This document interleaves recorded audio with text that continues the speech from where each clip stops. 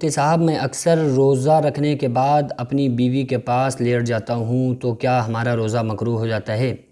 देखिए, अगर कोई शख्स रोज़े से है और वो अपनी बीवी के पास लेटा हुआ है, तो उसको किन बातों का ख़याल रखना चाहिए जिससे उसके रोज़े पर कोई फ़र्क ना पड़े। पहली चीज़ ये है कि अगर आपको ये अंदेशा है कि आप बीवी के पास लेटेंगे तो उससे आपकी ख्वाहिशात आपके कंट्रोल से बाहर हो जाएंगी और आप हो सकता है कि फिर आप बीवी से हम बिस्तर हो जाएं। तो ऐसी कंडीशन में बीवी के पास नहीं लेटना चाहिए, क्योंकि फिर अगर आपको ये कंफर्म है कि भाई हमारा रोज़ा फासिद हो जाएगा, तो जाहिर सी बात है अगर कोई मियाँ बीवी हम बिस्तरी कर लेते हैं तो उनका रोज़ा फासिद हो जाएगा। तो अगर ये अंदेशा है कि बीवी के पास लेटने से हम कंट्रोल अपने ऊपर नहीं कर सकते हैं और हमारा रोज़ा फासिद हो सकता है, तो इस कंडीशन में बीवी के पास लेटना नहीं चाहिए। लेकिन अगर ये अपने ऊपर एतमाद है कि कोई प्रॉब्लम नहीं है, हम तो बस ऐसे ही लेटे हुए हैं और इससे हम किसी भी तरह से बीवी के करीब नहीं जाएंगे और उससे हम बिस्तर नहीं होंगे,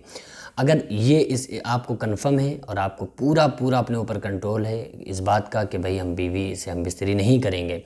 तो फिर आप बिल्कुल नो प्रॉब्लम, कोई प्रॉब्लम नहीं है, आप बीवी के पास लेट सकते हैं। रोज़े की हालत में लेट सकते हैं। बीवी रोज़े से हो तो शौहर के पास लेट सकती है, शौहर रोज़े से हो बीवी के पास लेट सकता है, दोनों रोज़े से हो तो दोनों एक दूसरे के पास लेट सकते हैं। लेकिन जो मैंने बात बताई है, बस इस बात का ख़ास ख्याल रहे कि आप किसी भी तरीके से आपको ये कंफर्म होना चाहिए, आपको ये यकीन होना चाहिए कि हाँ, हम किसी भी तरीके से मुबाशरत नहीं करेंगे। बस इस बात का ख्याल रख के आप बीवी के पास लेट सकते हैं, कोई प्रॉब्लम नहीं है।